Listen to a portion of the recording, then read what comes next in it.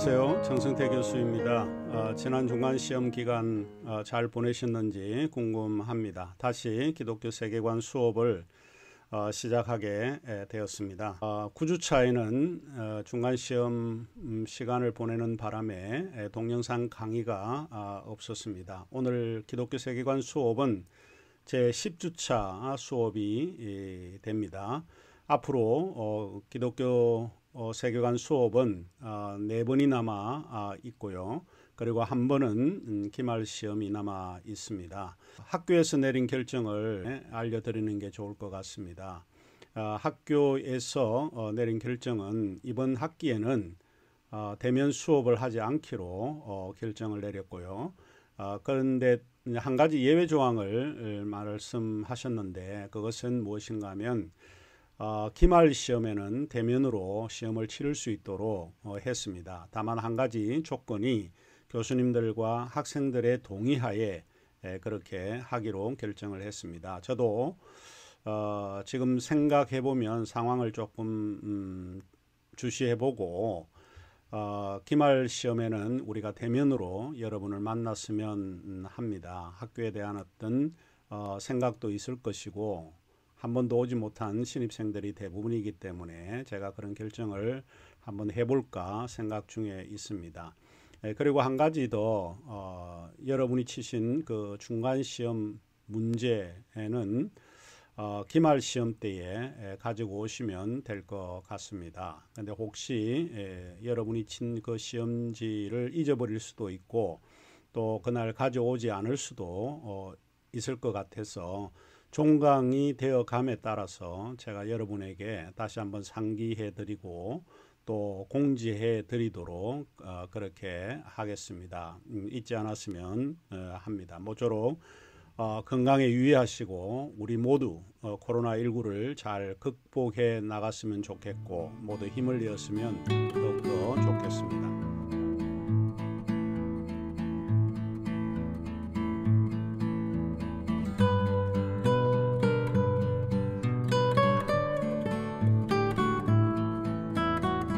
그러면 이 시간에 기독교 세계관 수업을 시작하도록 하겠습니다. 오늘 다룰 주제는 아도 홈즈의 책인 기독교 세계관 8장입니다. 오늘 10주차 강의로서 우리가 보아야 될 주제는 진리와 지식의 문제 가운데서 신학적인 입장에서 어떻게 이 문제를 다룰 것인가 하는 주제가 되겠습니다. 오늘 저희들이 배울 내용을 요약을 하면 한 4가지 정도로 요약이 가능할 것 같습니다. 첫째로 진리가 무엇이고 진리의 초월적 근거이신 하나님에 대해서 배울 것이고요. 둘째로 진리의 유실론적 근거가 무엇인지를 또한 우리가 살펴보게 될 것이고 셋째로 진리 대신 그리스도 중심의 통일성을 살펴보게 되겠습니다. 이 부분에 대해서는 성경이 예수 그리스도에 대해서 이야기를 하고 성경의 주제가 예수 그리스도라고 하는 것을 보여주고 있습니다. 그리고 마지막으로 인간 인식의 성질에 대해서 공부하게 될 것입니다. 하나님께서 우리에게 인간의 인식 능력을 주셨기 때문에 기독교 세계관은 이것을 어떻게 활용하고 우리가 사용해야 할 것인지를 보여준다고 볼 수 있습니다. 그러면 제일 먼저 진리가 무엇이고 그 진리의 초월적 근거이신 하나님이 누구인지에 대해서 좀 살펴보도록 하겠습니다. 우리가 믿고 있는 기독교 세계관은 우리가 다 잘 알고 있듯이 유실론입니다. 유실론이라고 하는 것은 신의 존재를 믿고 있는 세계관이라고 이미 말씀을 드린 바 있습니다. 유실론에 반하는 것은 크게 2가지 개념이 있는데 하나는 무실론이라고 하는 게 있고 또 하나는 자연주의라고 하는 것이 있습니다. 무실론은 유실론의 반대 개념으로 우리가 생각을 하면 될 것 같고 신이 존재하지 않는다라고 하는 그거를 이야기를 하고 있는 일종의 믿음과 같은 형태라고 보고 자연주의는 왜 신을 부정하고 신을 믿지 않는 이유, 근거를 대고 있는데 그것은 기독교의 초월주의에 반대하는 개념이기 때문에 그렇습니다. 기독교의 신앙은 대체로 초월적인 개념이 굉장히 많이 있습니다. 성육신의 개념이라든지 동정녀 탄생, 부활, 그 다음에 기적과 같은 예수님의 행위들, 이런 것들이 대부분 초월적인 영역이기 때문에 자연주의는 물질이 진리라고 보고, 물질에서 이해되지 않는 이 자연 속에 일어나는 것을 이해하지 못하는 모든 것들은 진리로 받아들이지 않기 때문에 기독교의 유실론에 대해서 아주 호전적으로 반대하고 있는 입장이라고 볼 수 있습니다. 우리 교재 197쪽에 보면 유실론은 진리에 대한 사고의 중거점을 제공해 준다고 기록되어 있습니다.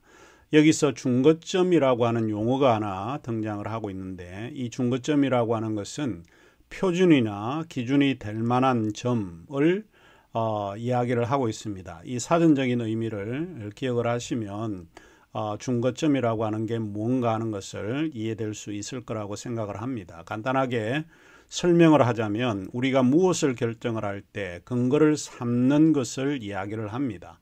일종의 규범이라든지 또 측량하는 자와 같은 이런 것들을 보통 우리가 중거점이라고 이야기를 합니다. 이를테면 우리가 어떤 것을 행하게 될 때 이것이 옳다고 믿는다면 왜 우리가 그것이 옳다고 믿는 것이고, 그 옳다고 믿는 근거는 무엇인가?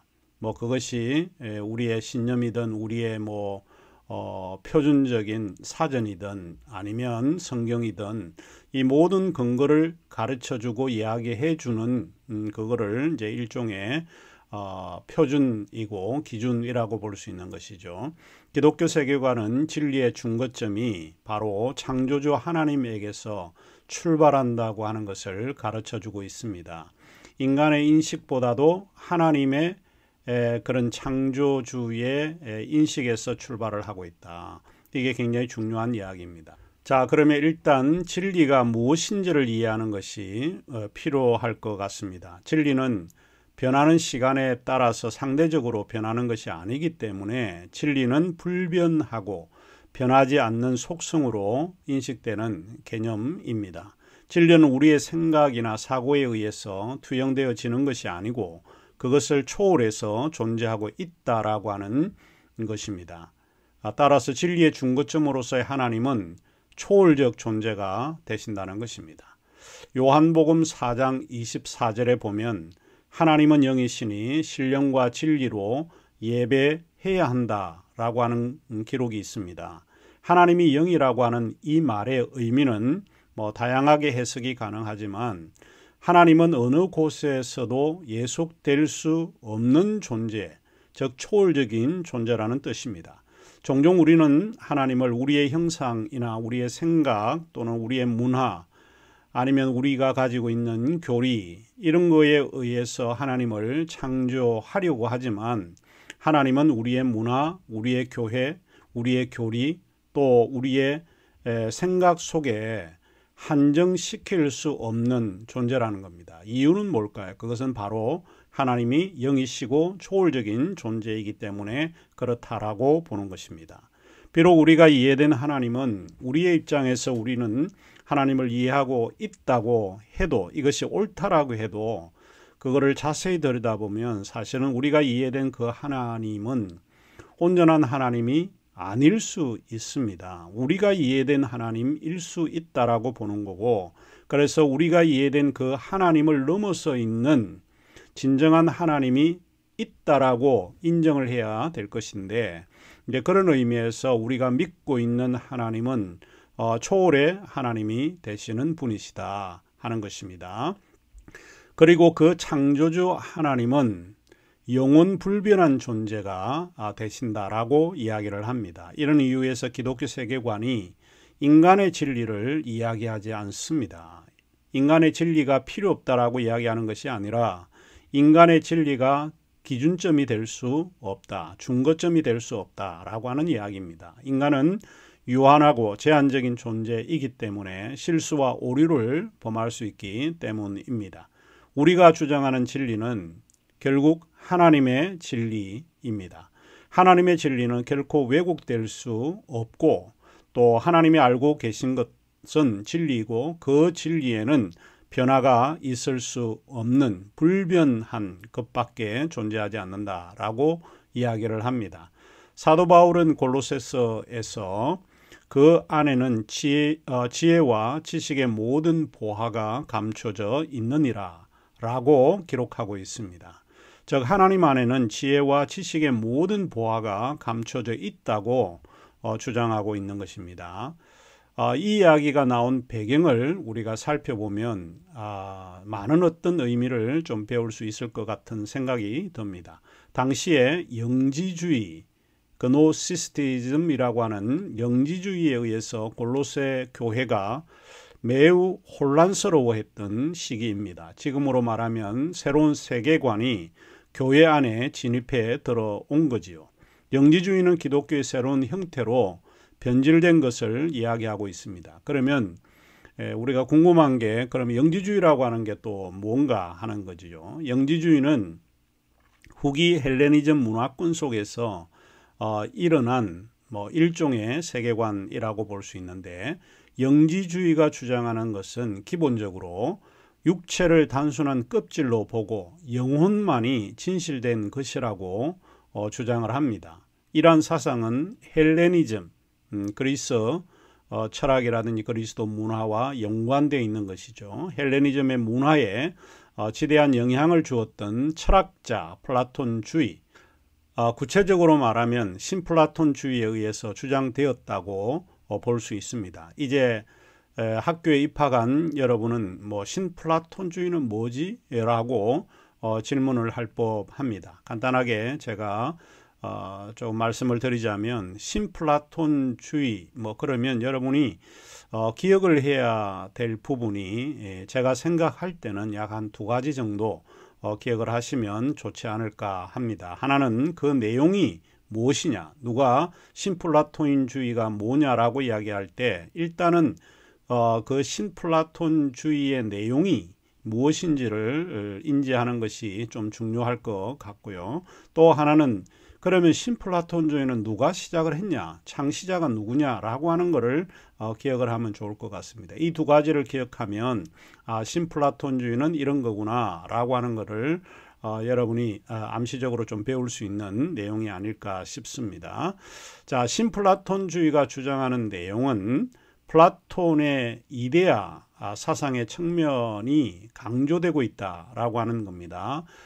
아마 앞쪽에서 우리가 기독교 세계관을 공부를 할 때 플라톤을 배운 것 같은데, 플라톤은 이제 두 세계 혹은 두 가지 영역을 이야기를 하는데, 하나는 보이지 않는 영역, 즉 이데아의 영역이 하나 있고, 또 하나는 물질 세계, 지금 현재 현상적인 세계, 이 두 가지 세계를 구분해서 설명을 하고 있다고 아마 제가 이야기를 했는데 기억하실지 모르겠습니다. 그런데 그 중에서 신플라톤주의가 주장하는 내용은 플라톤의 이데아 사상의 측면이 좀 부각해서 이야기가 되어지고, 그래서 플라톤의 주된 사유 체계와 영감을 보존하는 그런 사상이 신플라톤주의라고 요약을 해볼 수 있습니다. 이제 이런 면에서 신플라톤주의는 플라톤의 이데아의 세계를 매우 중요하게 여기고 있다라고 볼 수 있습니다.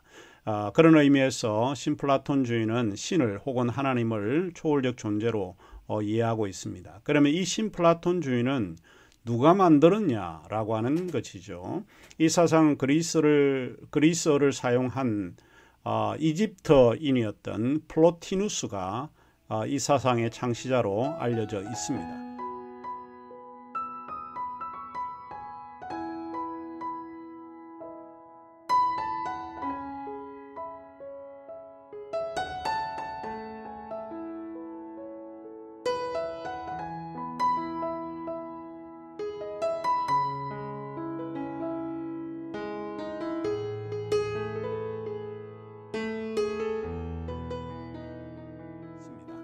플로티누스는 존재 너머의 것으로부터 존재 아래에 있는 것에 이르기까지 여러 등급으로 이루어진 계층 질서 구조라고 주장을 했습니다. 다시 말하면 물질의 낮은 단계에서 높은 정신의 단계, 그리고 최고의 단계인 하나님에 이르기까지 등급되어 있다라고 주장을 했습니다.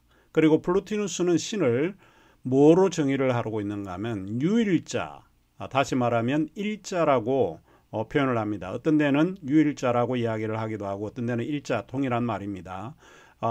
소위 이제 이 유일자 혹은 일자라고 하는 표현은 우리가 세계나 우주나 사물의 원인이고 모든 것이 이 유일한 존재에서 파생되었다라는 의미입니다. 그리고 신만이 유일한 존재라는 의미로 사용하고 있습니다.